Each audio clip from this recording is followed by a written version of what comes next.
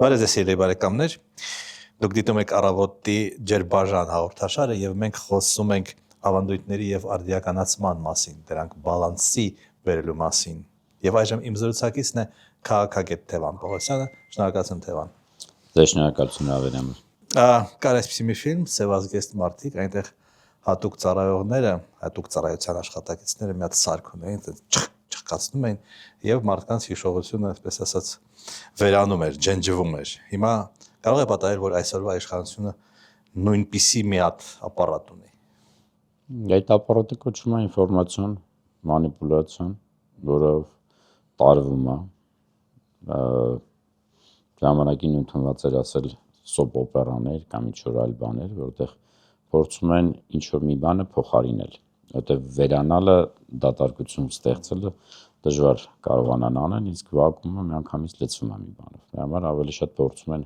այդ վերափոխումներով մեր հասարակ, չգիտեմ, ավանդույթները կամ մեր տրադիցիաները, ամեն ընտանիքի ինչ-որ յուրահատկությունը փոխվում է ժամանակի ընթացքում։ Եթե մարդիկ չեն չարչարվում ու չեն աշխատում, որ դրանք պահպանեն։ Դա միայն Հայաստանում է տեղի ունենում։ Ինձ թվում է չէ, աշխարհում եք երևի գնում է իր ձևով, որովհետև նայեք, երբ որ բարձ բան ասենք, հա, ասում են շոտլանդացի կամ իռլանդացի, ընդունված բաներ, որ կռվարարներ, բաներ եւ այլն, հա, ասենց կամ ընտանեկան արժեքների մեջ նստած եւ ով էր մտածում, որ մեկ եկը թույլ տան այլ տեսակի ամուսնություններ, որոնք չես հասկանում, կամ այլ սեռերի ներմուծում, որտեղ հակառակ իրենց մոտ համարվում էր, բան։ Ուսումը բարձում է, որ մի ժամանակ ես հիշում եմ մի հատ այտենց ծանոթ մարդ պատմություններ, որտեղ պատմում էր, թե օրինակ ինքը նստած օրինակ Շոտլանդիայի բառում էր,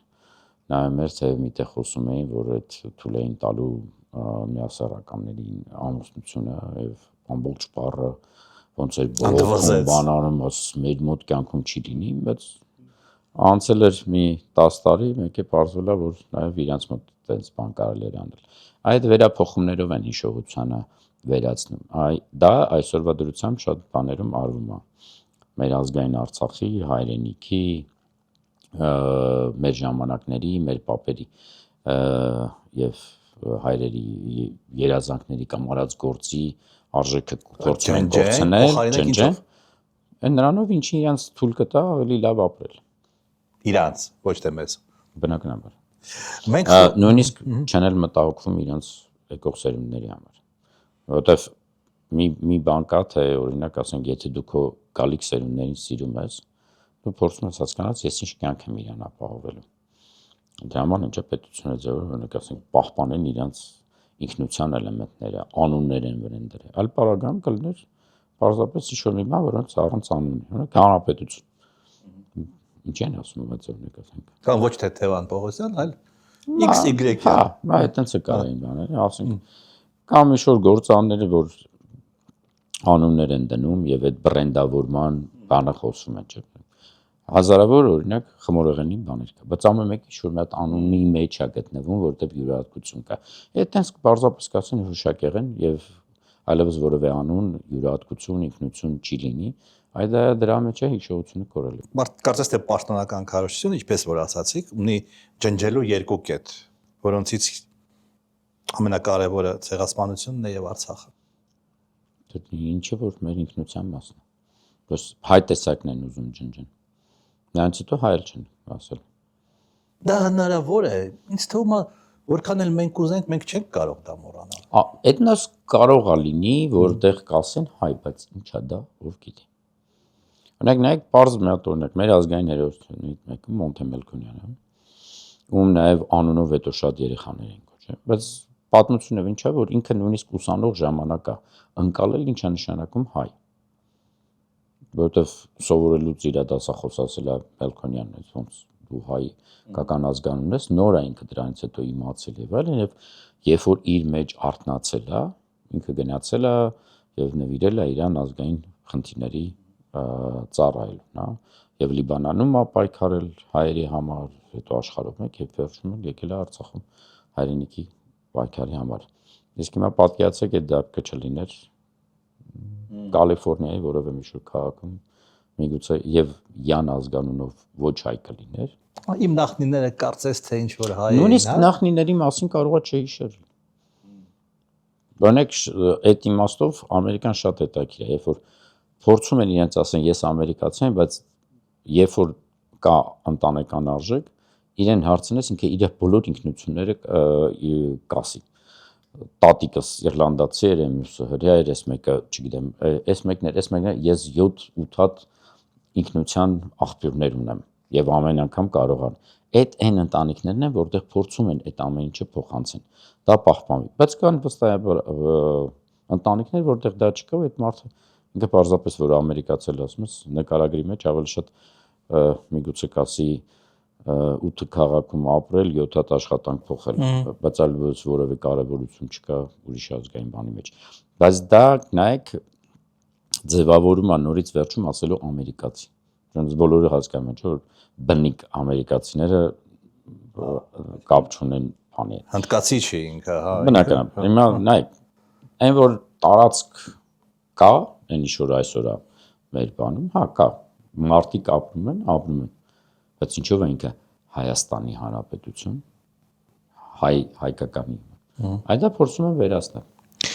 Եթե թույլ տաք իմ օրինակը բերեմ, 1920 թվականին, երբ թուրքական բանակը ներխուժեց Շուշի,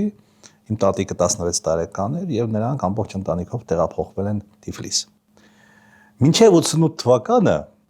բացի իմ տատիկից, ես գրեթե ոչ մեկից Արցախ, Շուշի, Ղարաբաղ անունը չեմ լսել։ Բայց այդ կոնցեպտը իմ մեջ մնացել է այդ տասնամյակների ընթացքում։ Այսինքն ես նրա մասին եմ հարցնում, որ հնարավոր է ջնջել թե չէ։ Նայեք, բայց ձեր տատիկը պատմել է առնվազն նա, որ ինքը որտեղից է եղել։ Նայեք, ժամանակը ծախսել, ձեր կողքը նստել է։ Այո։ Որոշել է ձեզ ինչ-որ մի բան փոխանցի։ Ու այդ փոխանցման մեջ եղել է հենց այդ պատմությունը, որ ես եղել եմ այնտեղ այս բանում։ Ձեր մեջ դա տպավորվել է։ Այ ձեր տատիկը այդ ավանդույթը եւ ինքնության այդ էլեմենտը ձեզ տվել է։ Դրա համար ձեր մոտ արտնացել է։ Իսկ եթե դա չասեր, ինչ էիք ասել։ Լավագույնս վրացերեն կխոսեիք։ Այսինքն մենք վարիանտ ունենք, հա, հնարավորություն ունենք Արցախի հարցը փակելու այդպիսով։ Իսկ թվում է, եթե աշխարհով մեկ ապրում է գոնե մի հայ, ում սրտում, հոգում եւ մտքում կա Արցախը, այդ հարցը չփակվել։ Մեր ձեռքում է, նորից եմ ասում։ Եթե կան այդ մարդիկ ու պատրաստ են փոխանցեն ու անում են, բնականաբար այդ հարցը չփախվի։ Մենք ունենք օբյեկտներ, հա, այսպես ասած, ռեստորաններ, սրճարաններ, հա, Վան, Վասպուրական, Էրզրում, Երևանի շրջանները կոչվում են Մալաթիա, Սեբաստիա, Զեյթուն։ Հիմա կա վտանգ կամ չգիտեմ, տարբերակ, որ մենք կունենանք Շուշի, Հադրութ կամ Քարվաճար անունով սրճարաններ կամ ռեստորաններ։ Այո։ Անուններ։ Վտանգից բացի միգուցե կարող է իսկ պետքա դա լինի։ Պետքա թե պետք չի, ըսես։ Հիմա այդ բանով ինձ թվում է որ դրա մեջ կա այդ բանը, բայց երբ որ դա պարզապես ոչ թե ասեն դե ինչ որ մի մասա, այդ դրա հետ միասին Շուշի համն ու հոտը փոխանցեն, օրինակ Շուշի անունով։ Այդ բանը լինի, օրինակ ասենք Քարվաճարային գաղափարները փոխանցեն։ Որտեւ նայեք, երբ որ ձեր ասած մինչև 88 թվականը, որը մեկը չրել մտածում։ Իսկ հետո երբ որ Քարվաճարը կար եւ սկսեցին ուսումնասիրել, այնտեղ համայնքներ սկսեցին ձևավորվել եւ ամեն ինչ անել, նաեւ պատմությունների մացանք, չէ՞ որ բարձում է վանքերը, եկեղեցիները ինչքան են, ոնց են, ինչ որտեղ ինչ աղ, ինչքան տներ են գտել, ինչ պատմություններ եղել Դադիվանքի մասին, ով է խոսում։ Մեր մեջ վերածնվել է։ Հիմա եթե նորից էլի ոչ մի բան չպատմենք, կորիկը գնա, բայց եթե այդ բաները լինեն եւ դրանց մասին այդ պատմությունները փոխանցվեն, բնականաբար եք մի հատ ամենահետաքրքիր բան անեմ։ Սովետական միությունը կոպիտ ասենք մեր տարածաշրջանի համար 21 թվական, 91 թվական, հա, ասենք 1921-ից հետ 70 տարի է։ Սերունդը ընդհանրապես ասում են 25 տարի, բայց վերցնենք ասենք թեկուզ այդ 70 տարվա մեջ 3 սերունդի։ Սովետի նպատակն ու դաստիարակությունը եղել է հետևյալը. ինտերնացիոնալ, ամեն ինչ լավ է, չգիտեմ, որևէ ազգային թեմա պետքա չլինի, չենք խոսում, բայց այդ երեք թե ինչա դպրոցում այդ դաստիարակության էլեմենտների վրա նաև տանն էին դրա մասին երևի խոսում ու պատմում։ Երեք այտենց բռնի ճնշումով դաստիարակվող սերունդները ձևավորեցին 3 սերունդի մեջ մի սերունդ, որը պատրաստ էր զենքը ձեռքին վեր գնալ եւ գնալ հայրենիքը ազատագրելու, Ընտանիքն էր անում դա, թե դպրոցը։ Այ դպրոցը միգուցե հայրենասիրության էլեմենտներ տալիս, որովհետեւ մենք ավելի շատ պատմում ենք, ոնց ենք մենք գերմանացիների դեմ պայքարել, բայց դա այն որ հասկանաս, որ այստեղ եղել է այնուամենայնիվ Քարվաճարն էլ է մերը, Շուշին էլ է մերը, այս մի բանն էլ է եղել, բայց այդ դպրոցը ուներ դաստիարակության խնդիր եւ դրան գումարվում էր ընտանիքի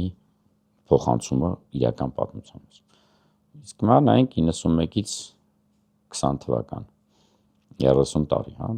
ասենք լավ մի սերունդ ազգային կրթության sense ասած պետք է ունենայինք, բայց իրական բաներ էին փոխանցում, որ այդ մի սերունդը մեր հայրերի ու պապերի արած չկարողացավ պահպանել։ Այսինքն մենք սխալ բաներ ենք փոխանցել, սխալ ուղերձներ ենք փոխանցել։ Իմ պատկերացմամբ հետևյալն էր, ես ժամանակ դեռ ուսանող էի եւ երևի միգուցե սխալվեմ, բայց իմ ընկալումը հետևյալն էր, ցավոք սրտի 91-ին եկած իշխանությունների մոտ, եթե չեմ սխալվում, կար մի բան, դպրոցը գիտալիքի տեղ է, ոչ թե դաստիարակության,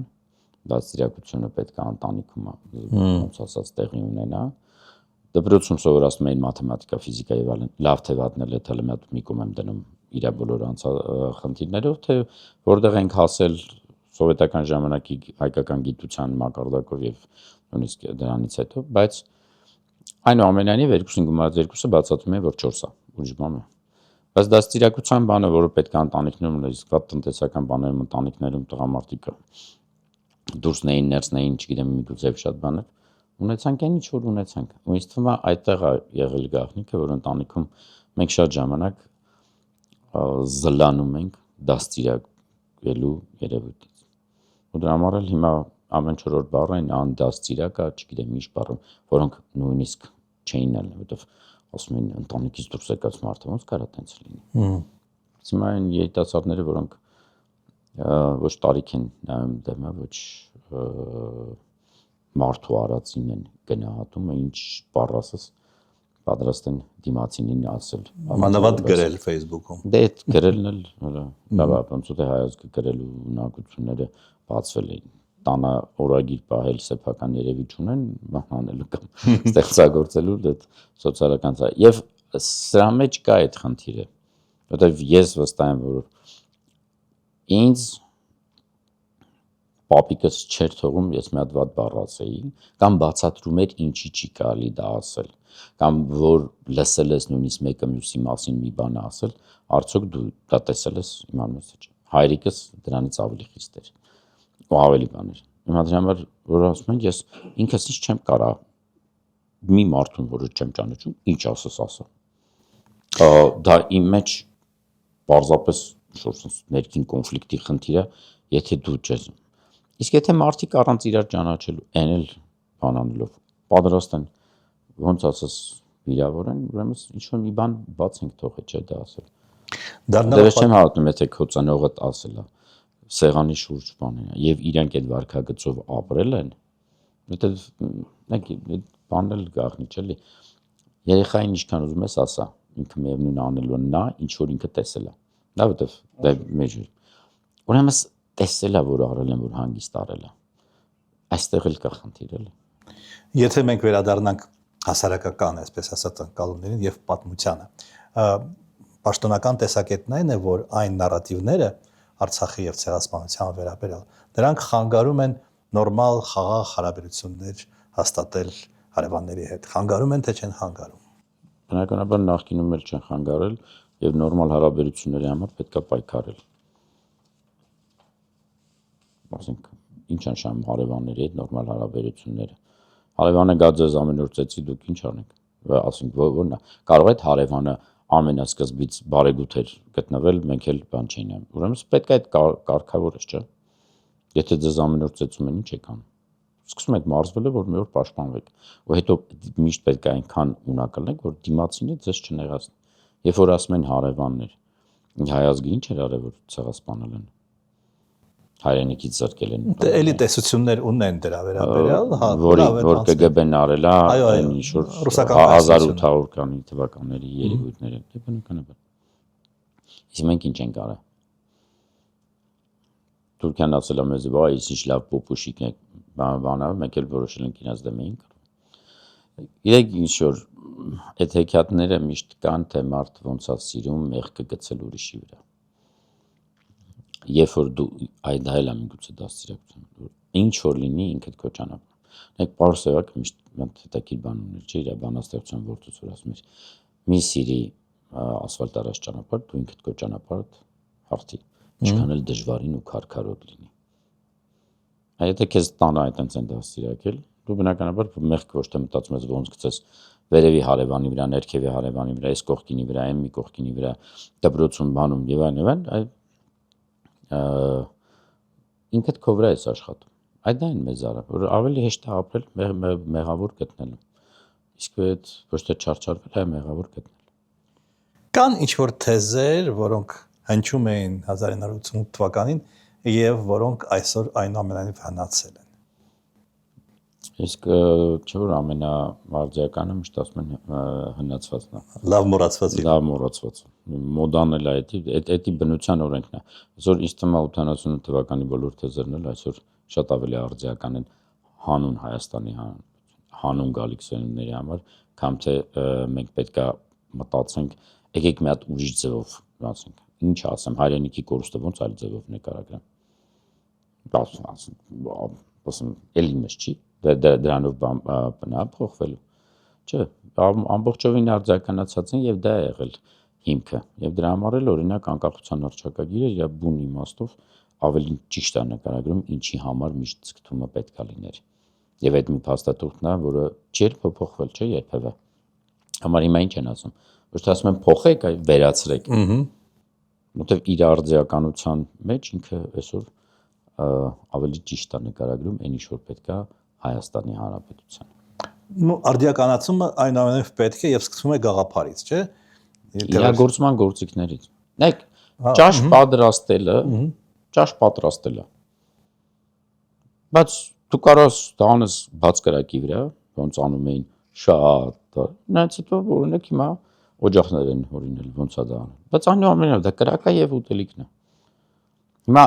օգտագործեք ճիշտ ժամանակակից գործիքը դա ներկայացնելու, բայց բուն բովանդակությունը չեմ կարալու փոխեմ։ Դա երազանք։ Երազանքի նկարագիր։ Այլ բան է, որ երբ որ ես երազում եմ օրինակ բարձանամ սարը, եթե հնարավորություններ կա այսօրվա իմ եղած ոտքերով բարձանամ, եթե ես 5 տարեկան եմ դժվար, բայց որ մարզվեմ, պարապեմ եւ այլն կբարձանամ։ Նույնն էլ հիմա այդ երազանքը չպետքա չփոխվի։ Այ քո գործիքները, որոնք դու ունեիր, եթե նույնիսկ ճանապարհի կեսում սխալ են եղել, սովորի նորը ձևավոր, բայց գնա քո երազանքի հետևից։ Երազանքը չեն փոխում։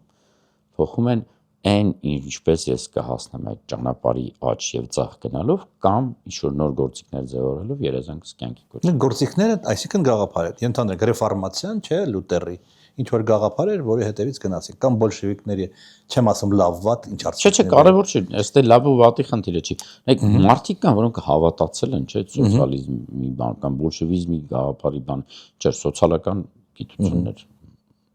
դրած։ Բայց իրագործման մեջ սկսում են այլ բաներ անել։ Դրա համար օրինակ, երբ որ նույն 18 թվականի մասին ուզում էին ամենական ասում էին հեղափոխություն, ես միշտ ասում եմ, որ բնության օրենքի դեմ եկեք չգնանք։ Հեղափոխության արդյունքներից օգտվում են սրիկաներով, դա ես չեմ ասում։ Հիմա եթե եկեք տրանսֆորմացիայով անցնենք, ինչ են միշտ ասում։ Երկրորդը նույն ռեֆորմները, որ ասում են։ Ռեֆորմ բառը կյանքի կոչելու համար կամ երևույթը դա պետք է դառնա, որ ես դա զգամ։ Ինչի Հայաստանում կան ռեֆորմներ, որոնք ճագերներում կարող ասեմ մարդիկ չեն ընդունում եւ կան ռեֆորմներ, որոնք կարող է շատ հանգիստ սկսեն ընդունել եւ ապրել։ Ունենք ԱՊԱ-ի գաղափարը աշխատեց, կոպիտ դեսից, նայեք, ինչքան է դրա դեմ պայքարներ լինում, բայց այնուամենայնիվ ել չեն կանգնում իրար չեն ծեծում, բաներ չեն անում եւ այլն։ Բայց դրա հետ միասին օրինակ ասենք գոտի կապելը կարող է չդառնալ։ Որտեւ երևի լավ չեն միջև վերջ բացատրի գոտի կապելը խնդիրը ինչ է։ Եթե մարդ չի զգում, որ սա Իրանն է, ինքը դա չի ընդունելու։ Հազարավոր դրանց կարող է գաղափարներ բրդեք առաջ ոնց ռեֆորմի, բայց ամենակարևորը որ մարդկանց մեջ դա ցանկություն դառնա, ինքը դա անի առանց օրենքի պարտադրանքի։ Ինչը որ կոչվում է, օրինակ մեր հոգևոր կյանք։ Օրենք չկա, չէ՞ որ պարտադրել է, որ դու պետքա չխաբես անուն դրած։ Մեր մոտ օրենքները, եթե խաբել ես, չափանիշ են դնում, բայց ի սկզբանե խաբելու մասին չեն բանան։ Բայց եթե մարդկանց դասյակում ես այդ որ ինքը չխաբի, քեզ այդ նույնիսկ օրենքը չի պետք լինելու վախի համար։ 18 թվականի մասին լավ հեղափոխություն չանվանենք, բայց ես անձամբ հույս ունեի, որ կլինի արդիականացում, այսինքն ինչ որ բան, ինչ որ հնացել է, ինչ որ պետք չէ մեզ, դա կհեռանա եւ կլինի ինչ որ նոր ավելի լավ բան, բայց դա տեղի չունեցավ։ Որտեվ ես հենց այդ բանից եմ վախենում։ Եթե ինքը լիներ արձիականացման մասին խոսքը եւ դա գնային ոնց, բայց մարդիկ ցանկացան որ եկեք անունը դնենք հեղափոխություն եւ օգտվեցին սրիկաները։ Այսինքն նույն ամբարտավանությունը, նույն կոռուպցիան, նույն քաղբանտարկյալները, նույն ամեն ինչը մնացնում է, պարզապես այդ նույն ապարատը օգտագործում են ներկաները։ Չեղավ հեղափոխություն։ Ինչու՞ չեղավ։ Որովհետեւ մարդկանց նպատակը դա չէր, արժեքային չէր։ Մարդիկ սովորել էին, ինչի մասին կարելի է բողոքել, դա ներկայացնել ոնց բողոք, բայց ապրեցին հին ստրուկի ցանկությամբ, որը դա միշտ ասում են, դա էլ չեմ ես ասելու, հա, այնց հազարավոր խելոք մարդիկ են ասել, ինչի մասին է երազում ստրուկը, ի ստրուկի մասին։ Այդ նույն վարկը ոչ թե երազում էին, որ պետքա կոռուպցիան վերացնեն, ես օգտվեմ դրանից։ Այդտեղ էլ մեր խափնել են իրականում այդ մարդիկ, որ հիմա շատեր ասում են, որ իմանայինք sense չէր լինելու, այդ խափվածության աստիճանն է, որտեղ մարդկանց համար գաղափարը հազարավոր վստահ եմ բոլորն են երազել, որ փոխվելու են ուրիշ բանի վրա։ Բանակը ավելի ազորանալու, տնտեսությունը ավելի լավ աշխատելու, ազնիվ անելու, դատարանները, եւ այն մենք ավելի բայց դա ինչ չեղավ, որովհետեւ այն ովքեր որ եկել էին ազնիվ նպատակը երևի դա չէր։ Ու այդ ոչ ազնիվ նպատակները կյանքի կոչելուց հետո հասկացա, որ այն գործիքակազմը, որը հինը կար եւ աշխատում էր, ոնց որ թե լավ էլ օգնում է իշխանությունը պահելով վայելել։ Դե հինա ինչի փոխենք։ Անթուփ մինչև ընտրությունների 10 օֆշիկները, հա։ Բոլորը։ Որովհետեւ գալու է դա։ Նայեք, այստեղ միգուցե այդ հեռատեսության խնդիրը կարելի անել։ Մովսեսը ինչ արել Եգիպտոսից, որ իրանց շուտ 40 տարի, հա, պատմություն 40 տարի պատտել է, որ այդ մարդկանց մեջից այդ ստրուկության ցանկությունը փոխվի եւ իրանք վերափոխվեն։ Միգուցե մեզ 40 տարի պետք չէ ժողովրդավարություն։ Այն ինչ որ մեր վրա էին բանը, որտեղ նայեք ժողովրդարություն բառի բովանդակության մեջ հազարավոր արժեքներ են, բայց ցավոք սրտի այն ինչ որ մեր վրա էին այլ երկրները փորձում ժողովրդավարության իմաստով վաճառել, իրանք անում էին այլ բան իրանց ներքին կյանքում, բայց իրենց շահերը Հայաստանում բերելու վրա ասում էին էս։ Եվ եթե նայեք, վերջում մեր վրա ժողովրդավարության բառի մեջ մնաց մենակ ընտրությունները։ Համեղության կանխավարկածի մասին, դատական իշխանությունների խոսքի ազատության մասին, մարդու հանդեպ արգանքի մասին։ Եվ դրա վրա ճնշում չկար, ձևական բաներով։ Եվ պետք էր իրանց օգտագործում էին, երբ պետք էր դրա մասին քարոզ տանել եւ բացատրել չի եղել։ Հիմա մոռանանք այս ամեն ինչը, չի լինի ավելի լավ ապրում 40 տարի Պենոչետյան կառավարումից հետո։ Ոնց ինչ որ եղել է, որ պետությունները անցել են այլ մի հատ այդ տրանսֆորմացիայի մեջ, որ կարողանային բանան։ Իսկ եթե բռնության վրա է անօրինական քայլերով օրինական քայլություն կյանքում չեք կարող վերականգնել։ Ախր մենք այդ դրա մեջ ենք բանան, որ այդ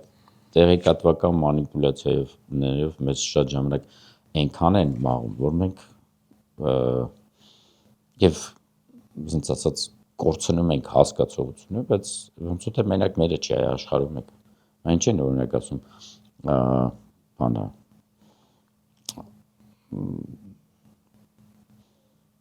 հանրային տրանսպորտին նման մարդու կարծիքների բաները, որ համեմատում են, ասում են, եթե չունես սեփականը, օգտվում ես հանրայինից։ Երբ որ մարդը ինքը կորցնում է սեփական մտածելու եւ իր սեփական արժեքային համակարգից որոշումները կայացնելու կամ ընկալումները։ Եմ միշտ ընկնելու է հանրային ճնշումների տակ, իսկ հանրային մեխանիզմները ում մոտ ավելի ուժեղ են, հայել այդ կարծիքը տանելու է առաջ։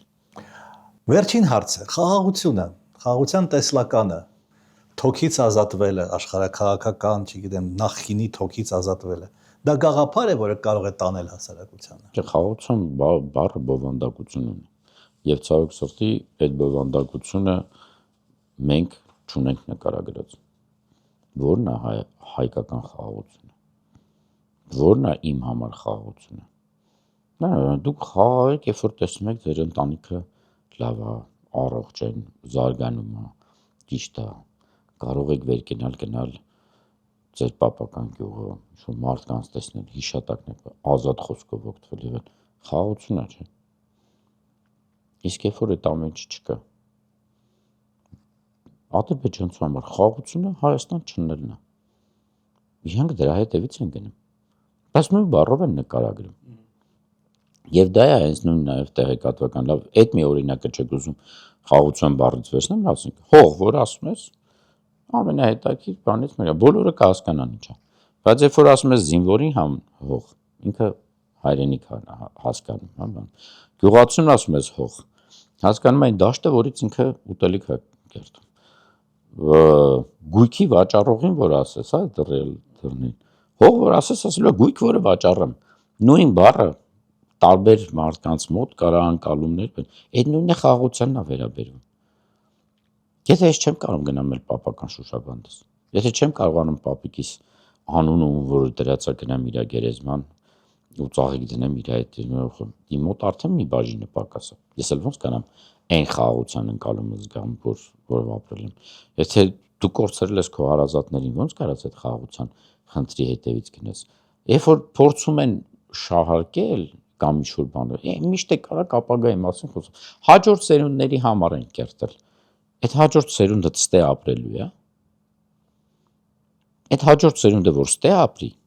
դու պետք է իրան դաստիարակես, որ ինքը հայ է, ինչի է ստեղը կարևոր, ունենա տարածք, որտեղ իր սննդային անվտանգության բոլոր խնդիրները կարողանա անել։ Այս որ չասես, այդ հաջորդ սերունդը որտե է ապրելու։ Ուրեմն հեքիաթ ես ինձ պատմում, որ դա հաջորդ սերունդը, ոչ, դա քո սեփական մարմինը փրկելու համար ես այդ ձևակերպումները դնում։ Որտեվ երբ որ ինձ ասում են, ես իմ երեխային սիրում եմ, ես ուզում եմ հասկանամ, երեխային քանի տարի եմ սիրում։ Մինչև 16 տարեկան ես սիրում, հետո գնաց կորավ։ Ասենք իրան 80 տարեկանում չես սիրելու, բայց իր 80 տարեկանում կամ լավ 70-ում, 60-ում իրան ով է տիրություն անելու, որ իմ սերս իր մասին արտահայտվի։ Թորնիկներս, ուրեմն ես թորնիկից պետքա բացատրեմ, չէ՞ որ ծնողներից պետքա սիրես ու այ ինչ ունենք բանը։ Այս ցիկլային գաղափարը սերունդների մեջ մենք շատ ժամանակ չենք անում։ Ես չեմ հավատում, որ որևէ մի ծնող իր երեխային այնպես բաներ է պատմելու տրամաբանության մեջ չեմ հավատում, հա, որ դու ոնց պետք է անես, որ ոչ թե լավ կյանք ապրես, այլ գնա ուրիշներից գողացի։ Դժվար տենց մարդ գտնեք կամ միգուցե կան վեր։ Դու փորձում ես ասես ազնիվ ապրի, սենց արի, բայց ազնիվ ապրելու համար պայմաններ չէ պետքա ձևավորեք, դաստիարակեք, որ ինքը օրինակ Խաղաղ պայմաններ։ Խաղաղ պայմաններ։ Այդ ժամանակ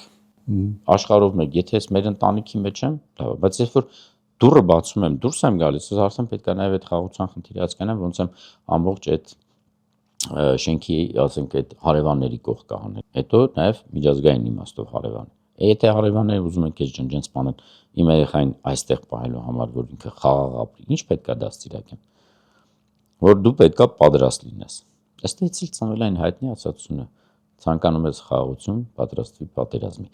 Իսկ մեզ ինչով են հիմա մանիպուլացնում։ Եկեք ոչ մի բան չանենք խաղաղան, չի լինելու։ Դեռ այն ճշնամին ուրիշ ձև է իրան դաստիարակում։ Հիմա ես եթե սիրում եմ իմ գալիք սերունդները ու ուզում եմ ստեղ լինել, ես պետք է ազնիվ լինեմ ու ինձ ասեմ, այ դժվար անելու, չարչարվելու եք, բայց դրա հետ միասին ձեր խաղաղությունը ստե ապահովելու համար պետք է այստեղ ապրեք,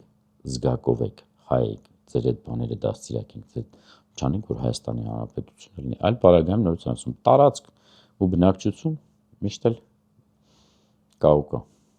Շնորհակալություն հետաքրքրի համար։ Սիրելի բարեկամներ, ես հիշեցնեմ, որ դուք դիտում եք Առավոտի ջրբաժանը եւ իմ զրուցակիցն էր քաղաքագետ Թևան Պողոսյանը։